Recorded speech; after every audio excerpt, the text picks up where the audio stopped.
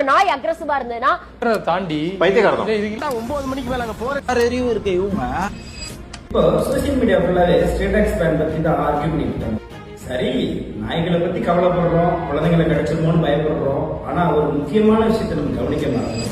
குழந்தைக்கு டெய்லி சாப்பிட்றதுதான் இதை விட பெரிய டேஞ்சரே இருக்கு. Panipuri, packet snacks, chocolates, late நைட்ல மொபைல் யூஸ் பண்ண விடுறது, இது எல்லாமே அவனுடைய மென்டல் ஹெல்த்துக்கும் பிசிக்கல் ஹெல்த்துக்கும் ஃபியூச்சர்ல பெரிய பாதிப்பை ஏற்படுத்துறதுக்கான வாய்ப்புகள் இருக்குதுங்க. இதுதான் பெரிய ரிஸ்கே. ஸோ என்னோட ரெக்வஸ்ட் என்னன்னா, பேரண்ட்ஸ் ஒரு ஸ்டெப் பின்னாடி வாங்க.